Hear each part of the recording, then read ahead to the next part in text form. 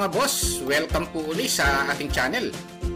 Isa na namang magandang topic ang i-discuss natin sa Bluebeam Review. Ito pong program na pang-estimate.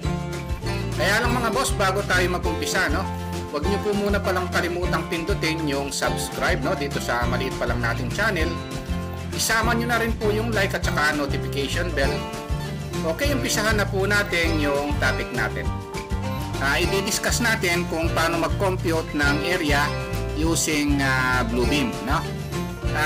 Ngayon dito sa pag-compute ng area, kailangan muna nating kunin itong tools na tapos pipindutin natin yung measure. Ngayon ang gagawin natin, bago tayo mag-estimate ng area muna ang pag-uusapan natin, saka natin pag-usapan yung iba. Kailangan muna nating i-set yung scale, no? Kung ano yung scale ng plano natin, no? O, click natin yung scale. Ngayon kung alam natin yung scale, ang gagawin natin, pwede natin i-type dito sa preset, no? Ita-type natin dito kung 1:100 yan, 1:50, no? Ngayon kung hindi natin alam yung scale, mas maganda, pwede naman natin kunin yung custom, no? Tapos ang gagawin natin, i-calibrate natin, no? So, click natin yung calibrate. Tapos, yung okay natin. Tapos, hanapin natin yung pinaka mahabang distance ng length, no? Para i-calibrate siya ng maglalagay ng scale, no? Yung Bluebeam. So, pipindutin lang natin ito. Tapos, yung kabila. So, ito na yung scale, no? Tapos, apply scale. Ayan yan, no? Ngayon para sigurado ma-check natin ito, meron dito tools, tapos hanapin natin yung measure natin yung length, no? Pindutin natin dito, tapos dito sa kabilang dulo, ito yung length, no? So tama siya, 30 feet siya, no? So ito yon, 30 feet siya. Ngayon kung na-calibrate na natin yung scale, pwede na tayong mag-compute ng area, no? Ayan yung first step dito sa Bluebeam Radio Estimate Program, no? Halimbawa, itong area ito, kukumputin natin. Pupunta rin tayo ulit dito sa tools, hanapin natin yung measure. Ito yung area. So ngayon, pipindutin natin yung mga corner, no? Dito sa area na kukumputin natin. Yung mga yon, no? Siguraduhin natin na nag-object snap siya, no? Nasa endpoint siya para accurate yung ginagawa natin. Kung saan tayo first point, dun din tayo matatapos, no? So ngayon kung titingnan natin, kinompute na niya yung area, no? Ngayon ilalabas ko lang ito, pipindutin ko lang yung area, tapos yung shift, no? So ito yung area nitong room na ito, no? Yung conference na ito. So lumalabas 648.4 square feet siya, no? Ngayon kung gusto natin gawing square meter, wala namang problema, no? Kasi pwede nating puntahan yung unit, etong area, gawin nating square meter ito, no? So ito siya, no? 60.2 square meter yung area, no? Ngayon kung gusto nating ilabas yung area dito, punta lang tayo dito sa label, no? Ito, ilabas lang natin yung label, no? O, ito yon. So, area or A is equal to 60.2 square meter siya. Pati yung length niya, pinakita niya, no? Yung perimeter, no? Yung total length ng perimeter, pinakita niya. Length niya is equal to 106 feet, no? At saka 9.5 inches. So, ayan yan, no? Ngayon, gusto nating gawing meters din ito. Yung length niya, punta lang tayo dito sa unit, no? Yung length niya gawin nating meter. Hanapin natin dito yung M. Ito yon, naging meter siya. This time ko compute tayo ng area, yung mga irregular shape na area, no? Medyo may kahirapang computein yung mga area na lalo na itong mga irregular shape, no? Pero dito sa Bluebeam program mga boss, wala namang problema kahit na gaano pa ka-irregular shape yung isang area na kukumputin natin, no? Meron tayong tinatawag dito na dynamic fill. Kagaya ng isang room na ito mga boss, irregular shape siya. Dito sa pag-compute nito, yung area nito, medyo may kahirapan ito. Kaya lang dito sa dynamic fill, kailangan natin i-type yung J, no? Yan yung shortcut command ng dynamic fill. And then dito sa paggamit ng dynamic fill, kailangan nating maglagay ng boundary, no? So yung boundary ng dynamic fill, ito yon, no? Add boundary, pipindutin natin yon. And then lagyan natin ng boundary dito sa may pinto na ito kasi kailangan natin may close yan. Then enter.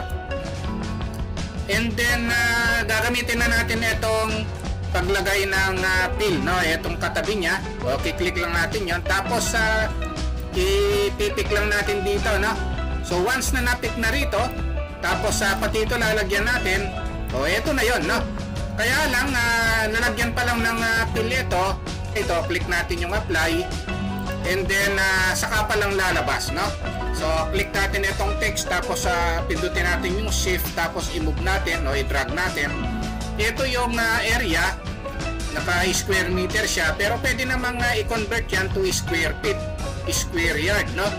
So gaya nung na-discuss natin ng mga previous video, pati itong length, no? Itong perimeter ng length nito, itong total length niya, no? So ibinigay niya. Ganyan kaganda yung paggamit ng dynamic fill, no? So halimbawa, maglalagay din tayo ng isang dynamic fill area dito. Ito, medyo may kahirapan ito dahil sobrang irregular shape na ito, no? Ngayon, kung hindi natin alam yung dynamic fill, no? Pipindutin natin yung area o magpipick pa tayo dito sa mga corner nito. Ang mahirap dito, no, pagdating dito sa mga curve na ito, no, ito dito tayo mahihirapan, no. May mga naka-curve dito, mahihirapan tayo diyan. Kaya lang gaya na sinabi ko, kung dynamic fill ang gagamitin natin, so pindutin lang natin yung J, no. O kaya kung nakalimutan natin yung shortcut command ng dynamic fill na J, pwede natin pindutin dito sa may tools, no. Tapos sa measure, o ito yung dynamic fill, no. Pindutin natin ito, then i-click natin itong paglagay ng fill na ito, no? Since sarado na siya, hindi na natin kailangan ng lagyan ng border, no? So click lang natin ito, and then mag-click tayo dito sa loob. So nalagyan na ng fill, no? Pero pipindutin pa natin itong apply, no? O click lang yung apply. Ngayon, kailangan pala, no, aside from apply, naalala ko lang, kailangan palang pindutin natin ito, yung paglagay ng area dito, kung ano siya, no, sa mga tool chest, no, kung may nasave kayo. Kasi pag hindi nyo pala pinindut ito, hindi magagawa itong area, hindi mako-compute, no. Kailangan nating mag-select dito, no. Ako ang sinelect ko dito kanina, no, itong area measurement. Kasi ang last na ginamit ko yung area measurement. So ito yung laging madi-default, no? So pag kinlik ko ito, tapos apply, so ito na yan, no? Ayan yung dapat nating tandaan. Ulitin ko lang, no? Click natin itong J, no? Tapos once na lumabas na ito, click natin ito. Tapos mag-click tayo sa loob.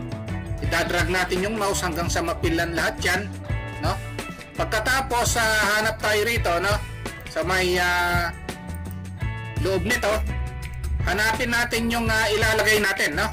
So i-click natin, halimbawa ito. Tapos pindutin pa natin yung apply, no. So ito 'yon. So naibigay na niya yung perimeter length, yung total length nito. Pagkatapos ibinigay pa niya yung area niya, no, na 68.52 square meter, no. Ngayon kung gusto niyo ilagay, no, yung mga segment length dito, wala namang problema kasi pwede namang pindutin ito, show segments value, no. I-on nyo lang, ito yon, no. O kaya lang sobrang dami na nakalagay na value dun sa may mga curve na yan, no. So kung ayaw nyo, pindutin nyo lang yung off. Ayan, na. I-off nyo lang, no. Ngayon kung gusto nyang palitan yung unit dito, wala namang problema, click nyo lang ito, no? Gusto nyo palitan yung length to feet, o ito yon, feet inch, ito yon, no? Tapos yung area, ayaw nyo ng square meter, o gusto ni boss is square feet, o pindutin nyo lang ito yon, no? So automatic naman niyang ko-computing yan, no? Yung area, i-convert niya. Ayan yan, no? So dito sa atin, no, sa Pilipinas, usually metric system tayo. O ibalik lang natin sa meter, no? Pagkatapos ilagay natin sa area yung square meter naman, no? So ito yan. So ganun lang kadali mga boss yung pag-compute ng area, no? Maski na irregular shape pa yan. At saka yung paglagay ng total length o perimeter length, no, ng lalagyan ng area. So ayan yung dynamic fill, no? Ngayon kung gusto naman natin mga boss makita yung mga in-estimate report natin dito, no? So halimbawa nag-estimate tayo ng mga area, volume at kung ano-ano pa, at gusto niyo nang i-print, gusto niyo makita, no, yung file, no, nandito yan sa batch and then summary, no? Tapos i-okay nyo lang and then makikita nyo may lalabas na mga reports dito, no? So ito yung mga boss, mga ready-made report yan, no? May mga area, volume at kung ano-ano pa, no? So kaya lahat ng ginagawa nyo rito, ini-estimate nyo, pwede nyong i-print mga boss, no? Detalyado yan, no? Makikita nyo rito yung area, volume, depth, wall area at kung ano-ano pa, no? Ganyan kaganda itong Bluebeam na ito. Hindi nyo na kailangang mag-type tapos ipiprint nyo, no? So ready-made pong gawa na ito, no? Kung nagustuhan nyo itong video natin, no, huwag nyo po sanang kalimutang pindutin muna pala yung subscribe dito sa maliit pa lang nating channel. Isama nyo na rin po yung like at saka notification bell. Thank you very much at God bless po.